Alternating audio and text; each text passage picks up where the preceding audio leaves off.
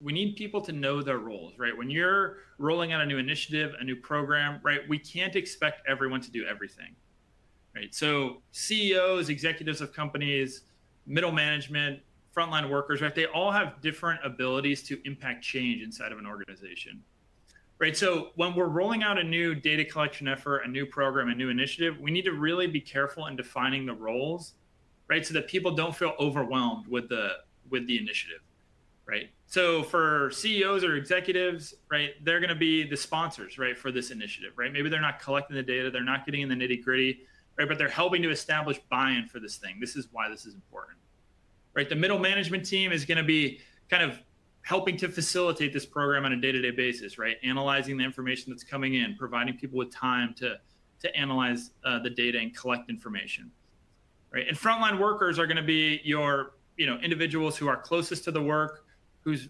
input is really valuable, right? And so we need to provide them with time, and really they're just concentrated on collecting the data, right? So define the roles that people need to play.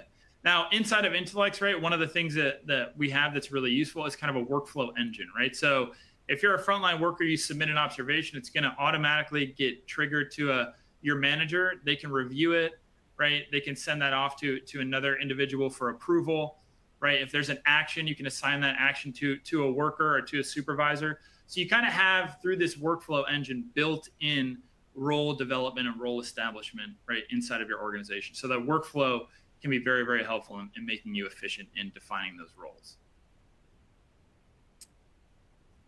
Okay, the second thing here is creating time, right? So inside of our process, we need to create time for people to collect information, right? So the Chinese philosopher quote up here is, time is a creative thing.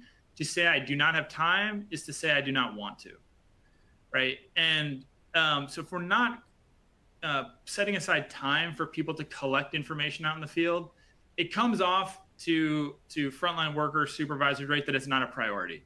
Well, they said they wanted us to do this thing, but we really don't have time to do it. They're not making time to do it, so it must not be that big of a deal, right? It's maybe more of a flavor of the month type situation. When we allot time to data collectors to collect information out in the field, right, it helps improve, again, in my case, looking at it through a safety lens, a safety climate inside the organization, right? People have time to collect safety data throughout their workday, right? And therefore, when newcomers come into the organization, they go, wow, this company really cares about safety. They're allowing people time to collect safety data, and that data is being used in a meaningful way. This company cares about safety. So it improves that safety climate, and it really makes employees feel like their insight is critical. If we're allotting time for them to collect information, we care about your input and how you think we can improve. And this doesn't mean we have to completely overhaul all of our operations, right? We have to get work done. We can't spend 8 hours a day allowing people to collect data. But there's certain times in the day, toolbox talks, pre-shift meetings, post-shift debriefs, right? However your organization defines those things, where you might think about how you can reuse that time to allow frontline workers, supervisors to collect data out in the field.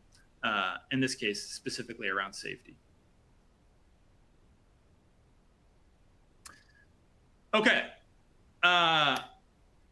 communication, right? This is the last tip for process, right? And this is kind of that data insight, that end goal, right? So we've all heard this mantra, right? The data will speak for itself, right?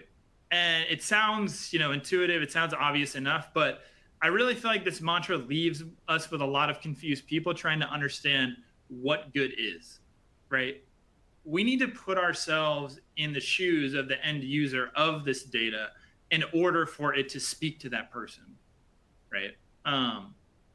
So when we're looking at data, right, and communicating data, we need to get the right data for the right people at the right time, right? And this kind of goes back to the know your roles key we had earlier, right? But you need to know your audience, right? Who is your intended audience for this information, right? You have executive management, you have site managers, you have frontline workers, right? All of these people have different whys, right? They have different levels of granularity inside the organization, and they have a different ability to impact change, right? So when you're looking to communicate data, right, you need to tailor it to these specific groups of individuals. Executive managers typically want to see, trends at a high level, right? Site managers want to see specific to my site, what's been going on and what are some tangible actions that I can take to make improvements. Frontline workers, right? A group that's often forgotten about in the data communication, want to know, at my job task, in my area, in my department, what has been going on? And specifically, has anything been done with the information that I've collected? If not, why? Right? So we can't forget about all the different levels inside the organization. We need to tailor that information to those specific levels. So this is what we call a data use plan. So this is kind of an example of how you can use this information, or how you can tailor the information. So it kind of goes through the who, what, where, when, and why, right, of the insight that you're trying to communicate to the field.